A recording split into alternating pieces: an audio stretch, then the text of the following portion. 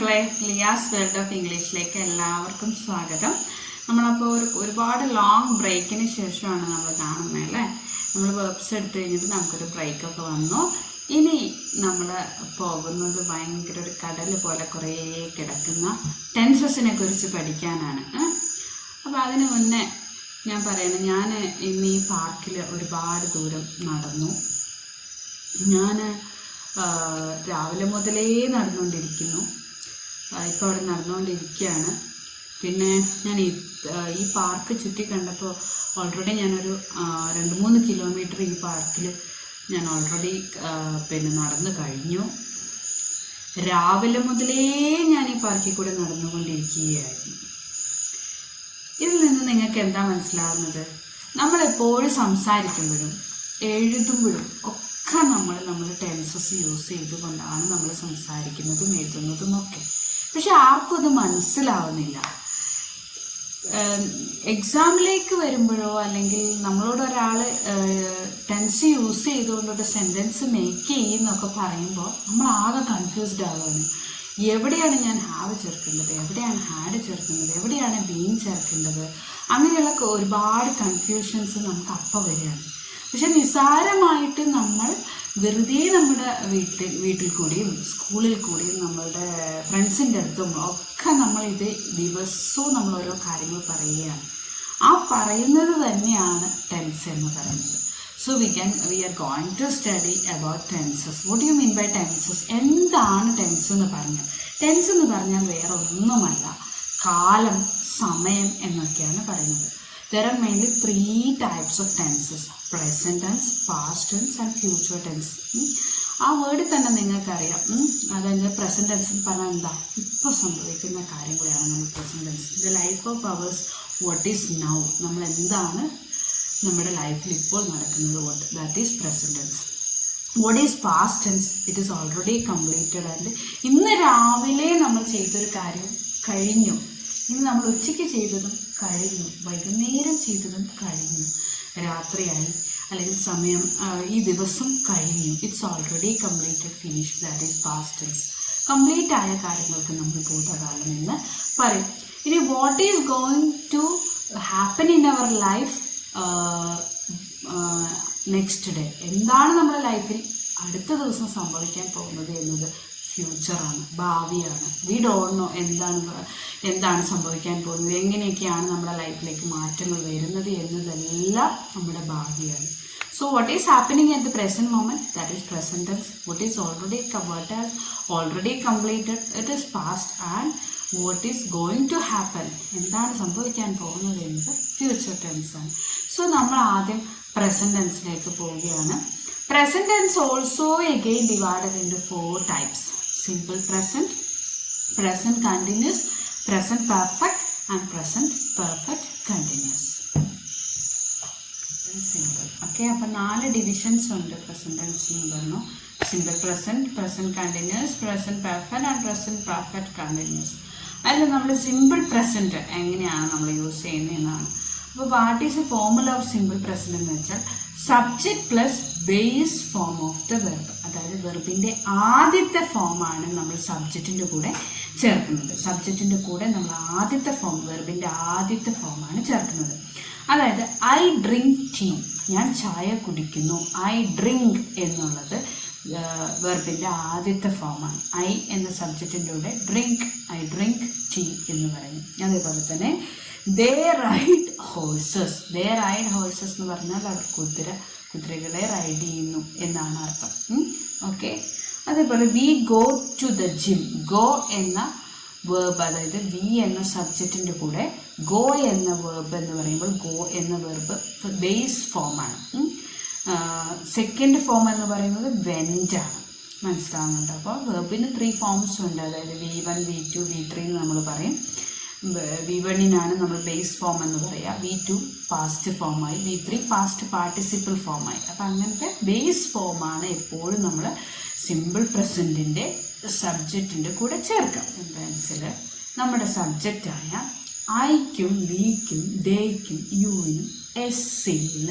അത് നമ്മൾ നമ്മുടെ മനസ്സിലേക്ക് അങ്ങോട്ട് പറഞ്ഞ് നമ്മൾ പഠിക്കണം.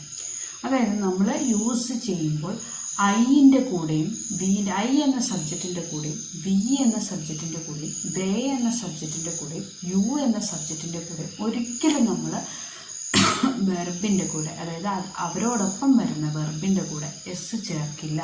അവർക്ക് എസ് ഇല്ല എന്ന് തന്നെ നിങ്ങൾ പഠിക്കണം. അവർക്ക് എസ് ഇല്ല. പിന്നെ ആർക്കാണ് എസ് ഉള്ളത്? ഹീക്കും ഷീക്കും ഇറ്റിനും എൻ്റെ പേരിന്, അതായത് ഞാൻ സിംഗുലറായ സബ്ജക്റ്റാണ്. സിംഗുലറായ സബ്ജക്റ്റിൻ്റെ കൂടെ പ്ലൂറൽ ഫോമായ വെർബും പ്ലൂറലായ സബ്ജക്റ്റിൻ്റെ കൂടെ സിംഗുലർ ഫോമായ വെർബും.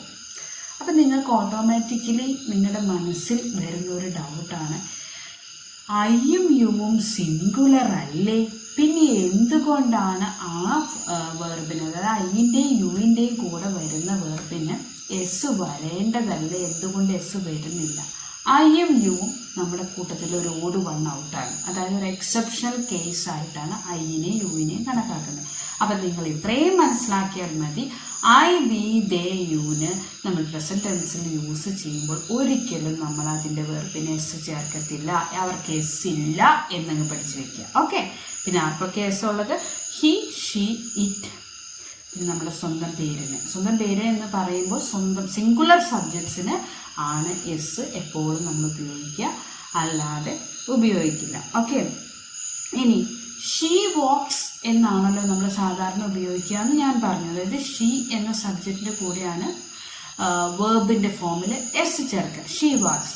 ഇനി അഥവാ ഈ വാക്സ് എന്ന വെർബിൻ്റെ, അതായത് മെയിൻ ആക്ഷൻ, അവിടെ മെയിൻ വെർബ് എന്ന് പറയുന്നത് മെയിൻ ആക്ഷൻ നടക്കുന്ന വെർബിനെയാണ് മെയിൻ വെർബ് എന്ന് പറയുക.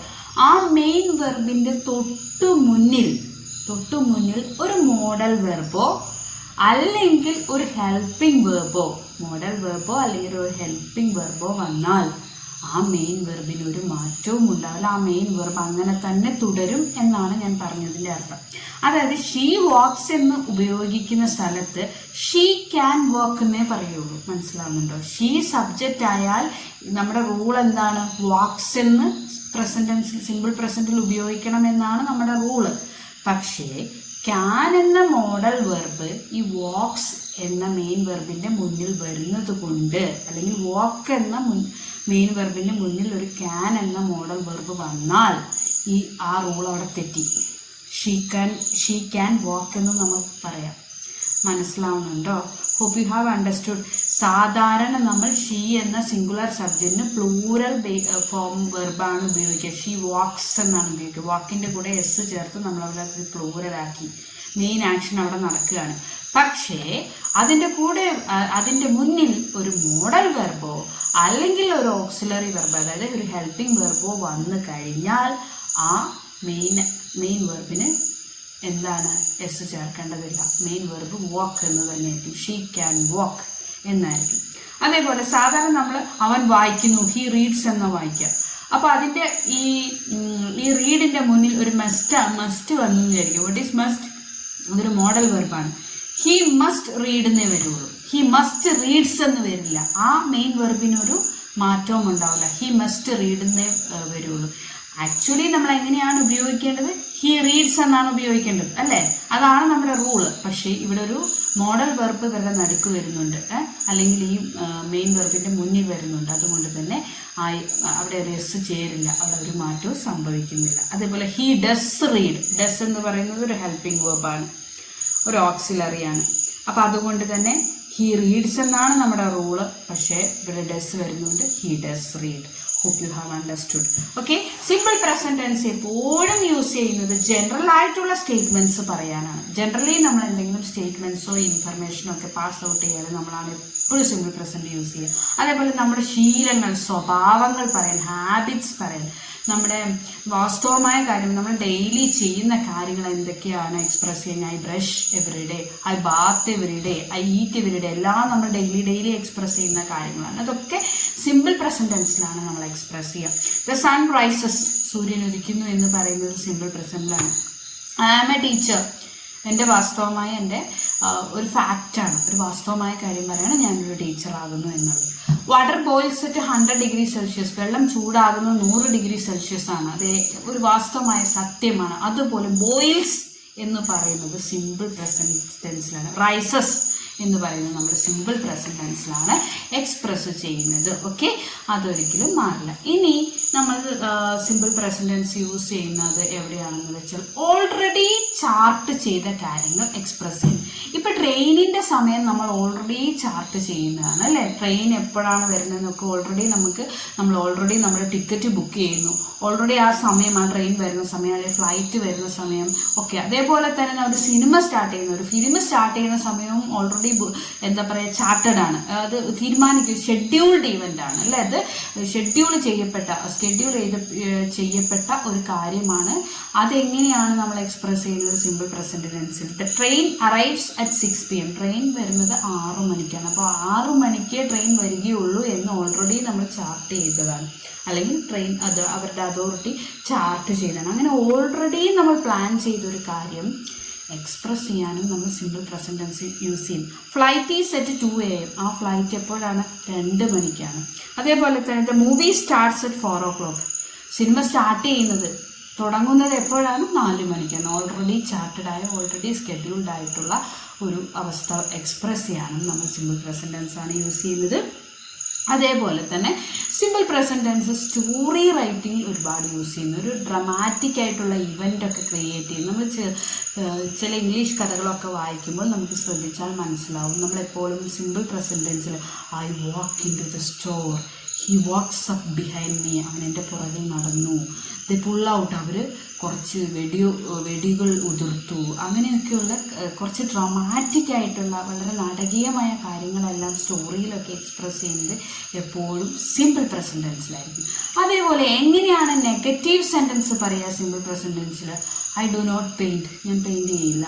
ദേ ഡു നോട്ട് സ്വിം, അവർ നീന്താൻ അറിയത്തില്ല അവർ. He does not remember her, അവളെ ഓർത്തെടുക്കാൻ സാധിക്കുന്നില്ല എന്നൊക്കെ എക്സ്പ്രസ് ചെയ്യുന്ന നെഗറ്റീവ് സെൻറ്റൻസിലും എക്സ്പ്രസ് ചെയ്യുന്നു. അപ്പോൾ നമ്മൾ സിമ്പിൾ പ്രസന്റ് ടെൻസ് എന്ന് പറയുമ്പോൾ നമ്മളുടെ ഡെയിലിയുള്ള നമ്മുടെ ഹാബിറ്റ്സ്, വാസ്തവമായ കാര്യങ്ങൾ, അതേപോലെ തന്നെ നമ്മളെ ശീലങ്ങൾ, സ്വഭാവങ്ങളൊക്കെ എക്സ്പ്രസ് ചെയ്യാണ് സിമ്പിൾ പ്രസന്റ് ടെൻസ് നമ്മൾ യൂസ് ചെയ്യുന്നത്. എപ്പോഴും ശ്രദ്ധിച്ചാൽ സിമ്പിൾ പ്രസന്റ് ടെൻസ് നമ്മുടെ സബ്ജക്റ്റിൻ്റെ കൂടെ, നമ്മുടെ ആദ്യത്തെ പാർട്ടായ സെൻറ്റൻസിൻ്റെ കൂടെ ബേസ് ഫോം ഓഫ് ദ വെർബാണ് യൂസ് ചെയ്യുന്നത്.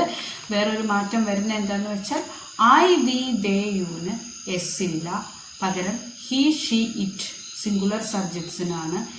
സിംഗുലർ സബ്ജക്റ്റിനോടൊപ്പം മാത്രമാണ് നമ്മൾ വെർബിൻ്റെ കൂടെ എസ് ചേർക്കുള്ളൂ, അല്ലാത്തപ്പോൾ ചേർക്കില്ല.